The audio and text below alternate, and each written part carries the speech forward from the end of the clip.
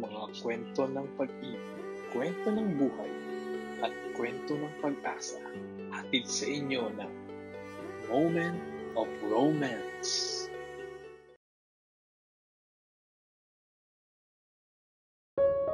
Kasalanan nga ba ang ma-inlove sa isang tao? Kasalanan nga bang mahalin ang isang taong hindi naman kayang pahalagahan ng iba? Pero paano kung ang taong iyon ay mismong katugo mo na ang nagmamay-ari sa kanya? Makakaya mo bang agawin siya? O ipaubaya na lang sa taong nagmamay-ari na sa puso niya? Ako nga pala si Ella, 35 years old at may 3 anak.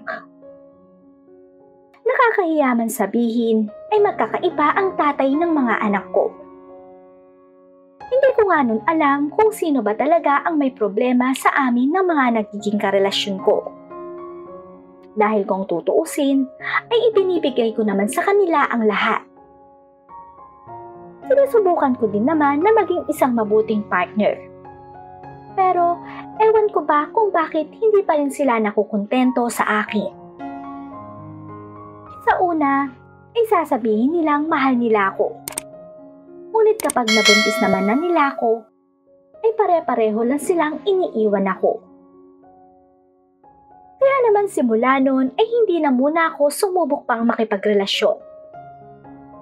Bagkos ay nag-focus na lang sa pagpapalaki ng aking anak. Mabuti na nga lang din ay nandiyan ang aking pamilya na silang tumulong sa akin.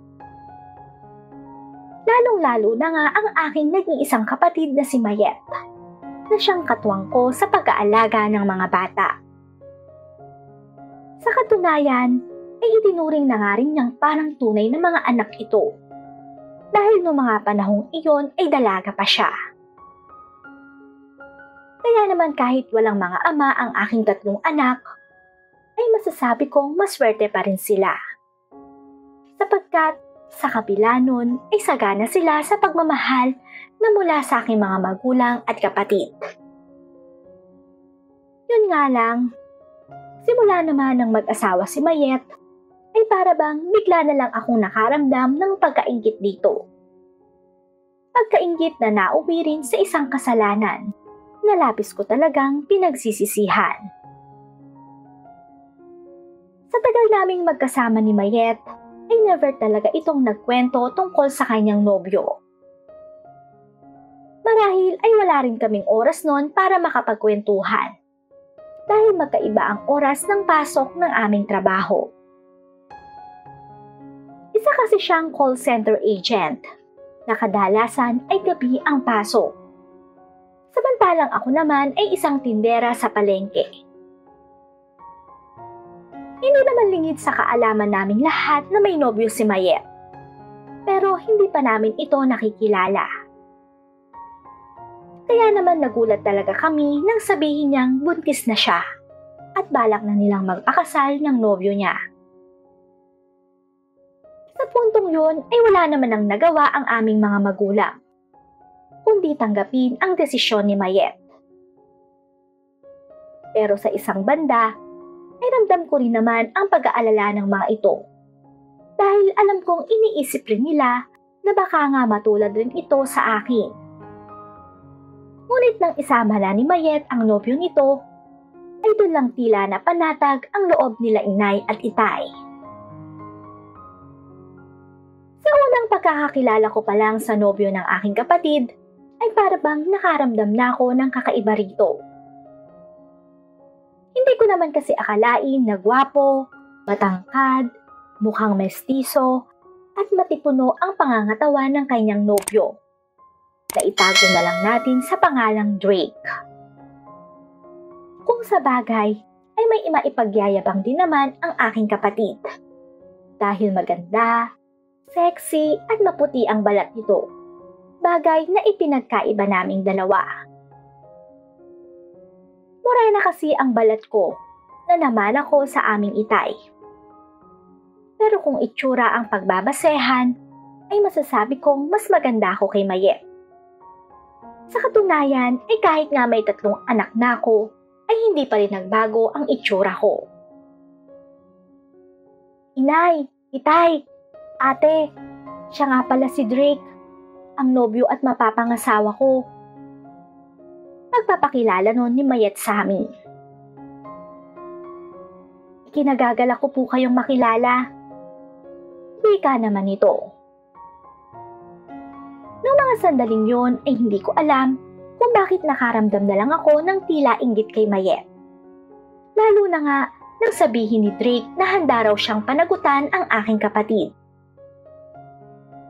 Humingi rin ito ng pasensya kila inay dahil sa tila hindi pagrespeto daw niya sa mga ito. Ngunit sa pagkakataong iyon ay wala na rin namang nagawa pa ang aming mga magulang, kundi tanggapin na lang ang desisyon nila ni Mayet. Noong araw na yon ay nagkasundo silang sa bahay muna namin sila pansamantalang tumira na mag-asawa.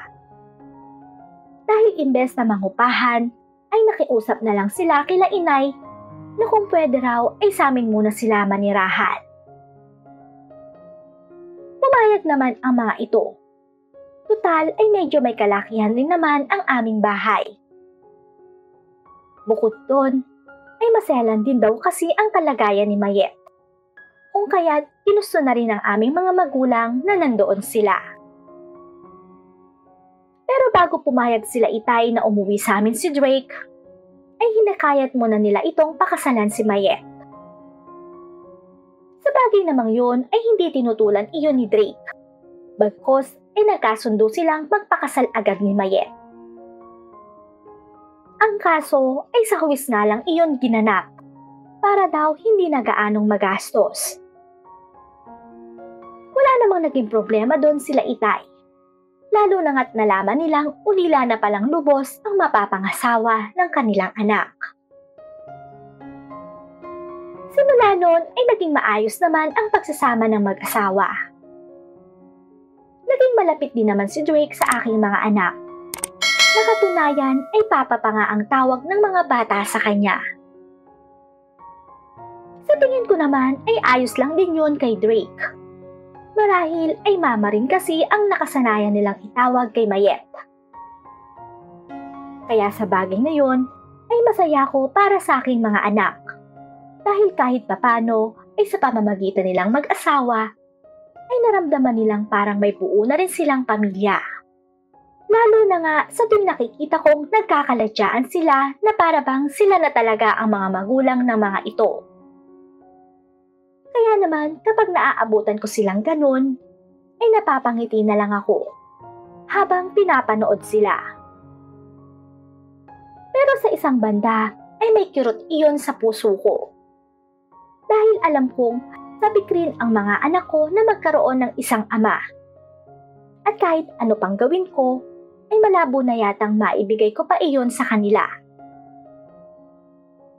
Sa ilang beses ko na rin naman kasing sinubukan na makipagrelasyon, ay para bang hindi talaga ako swerte doon. Kaya nga sa tuwing nakikita ko si Mayet, habang naglalambingan silang mag-asawa, ay lihim talaga akong naiinggit sa mga ito. Gayunpaman, pinilit ko na lang naman iyong itago. Dahil ang mahalaga sa akin ay mahal din nila ang mga anak ko. Yun nga lang, simula naman nang may mangyaring masama kay Mayet, dahilan para makunan siya, ay doon na unti-unting nagbago ang pakikitungo namin lahat sa isa't isa. Nasa 2 buwan na noon ang tiyan ni Mayet, at pinayuhan siya ng doktor na magpahinga muna sa bahay dahil mababa raw ang kanyang matres.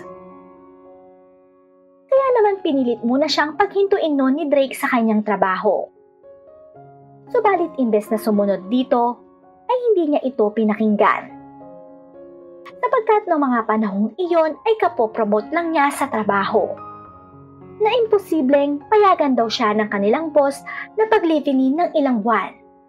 Dahil marami raw iyong hinabilin sa kanya. Kaya naman kahit nasa kritikal ang ipinagbubuntis nito, ay hindi niya sinunod ang payo ng doktor. Hindi rin siya nakinig sa kanyang asawa. Basta ginawa lang niya ang gusto niya. Dahil naman doon, ay nangyari nga ang kinatatakutan ni Drake.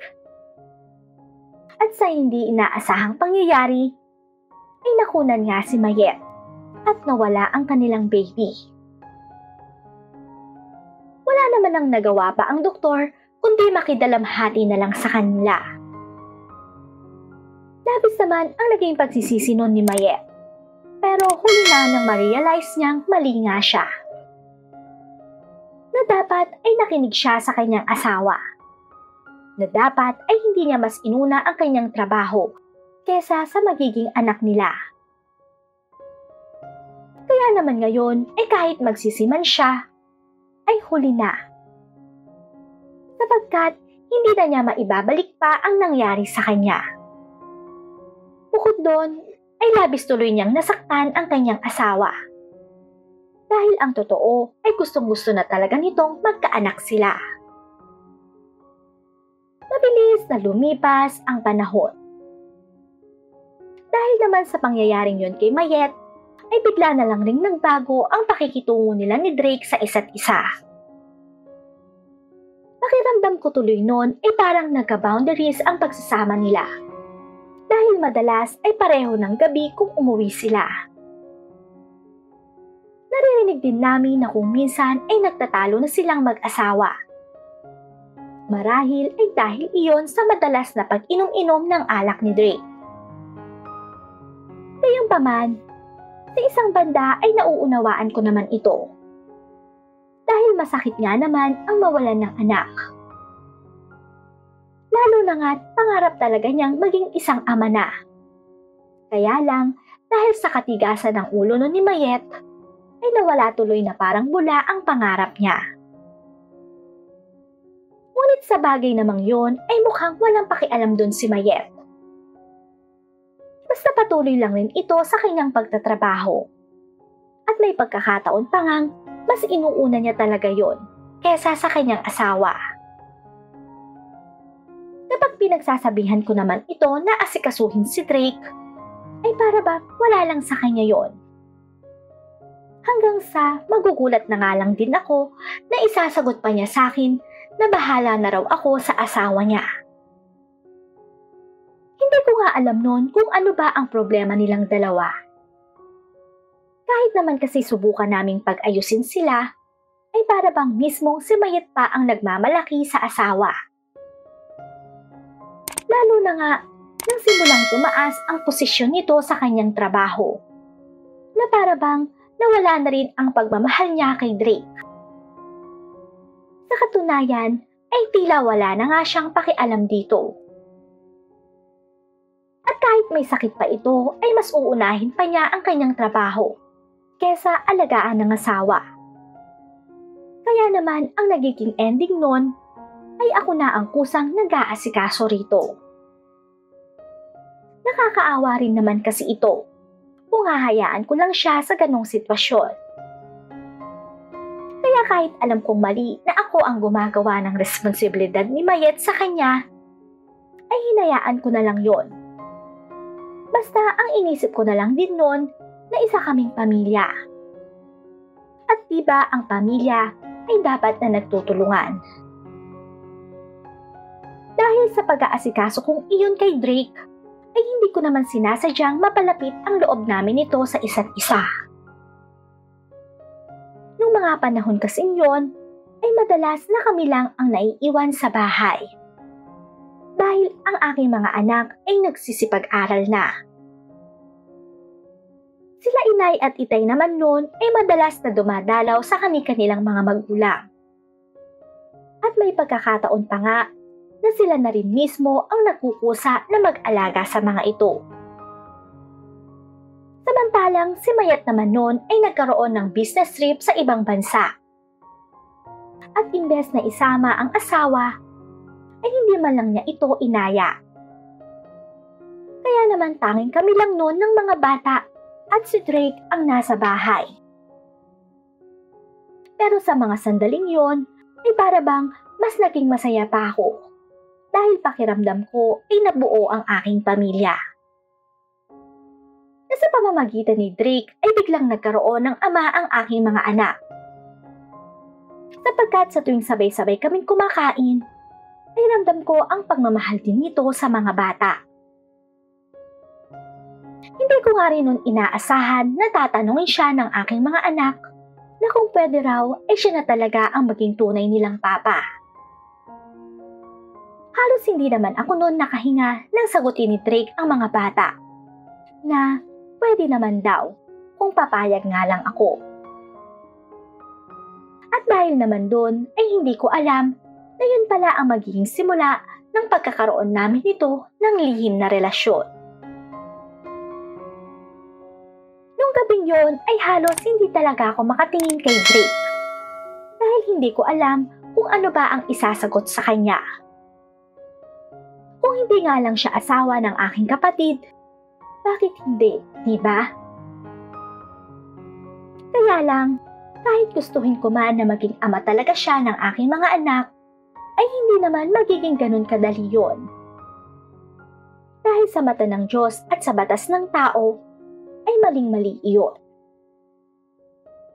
Ngunit kahit anong gawin kong siksik sa aking isip nun, na bawal nga yun, ay para bang may kung ano naman ang nagtutulak sa akin para pumatol dito. At nung gabing yun ay hindi ko na napigilan pa ang aking sarili na iwasan ito. Lalo na nga nang kausapin niya ako at sabihing mahal na raw niya ako. Hindi naman ako nakakibo sa kanya. Pero nang halikan niya ako sa aking labi, ay hindi na ako nakatutol pa. Hindi ko na nga rin namalayan pa noon na naipasok na niya ako sa kwarto nila ni Mayet. At doon na naganap ang isang kasalanan na hindi ko alam kung dapat ko bang pagsisihan. Habang tulog na tulog noon ang aking mga anak, ay patuloy lang kami ni Drake sa aming ginagawa. Patuloy lang kami nito sa paglalaro ng apoy at paglalabas ng init sa isa't isa. Halos napakapit pa nga ako rito nang maramdaman kong abutin na niya ang aking kalangitan. At talaga namang napapaiyak pa ako sa sensasyong aking nararamdaman dulot ng kanyang ginagawa. Medyo matagal-tagal na rin kasi nang huling mangyari sa akin yon. Kung kaya't gano'n na lang talaga ako kasabik nang ayain ako ni Drake sa sitwasyong iyon. Sa katunayan ay hindi ko na nga rin naisip pa noon ang sakit na mararamdaman ng aking kapatid kapag nalaman niyang may namagitan sa amin ng asawa niya. Sapagkat noong mga sandaling iyon ay iba ang saya sa piling ni Drake. Naiba talaga kapag mahal mo ang isang tao. Yun nga lang, sa pagkakataong iyon ay alam kong kahit anong pilit pa naming ipaglaban yon ay hindi kami mananalo. Dahil sa simula pa lang ay alam naming talunan na kaming dalawa. Dahil ang kalaban namin ay ang kapatid ko na asawa niya. Kaya naman simula nun ay nagkasundo na lang kami ni Drake na ilihim at kalimutan ang nangyari sa aming dalawa. Mabuti na nga lang din nung mga panahong iyon ay pinili na ni Mayet na ayusin ang pagsasama nila. At para makapagsimula raw sila ng bagong buhay, ay nagdesisyon rin itong bumukod na silang mag-asawa. Sa bagay namang yun ay hindi na sila pinigilan pa ng aming mga magulang. Pagkos ay hinayaan na ang mga ito. Samantalang ako naman ay dobling sakit ang aking naramdaman noon. Pero mas nanaig pa rin ang pagiging kapatid ko kay Mayet.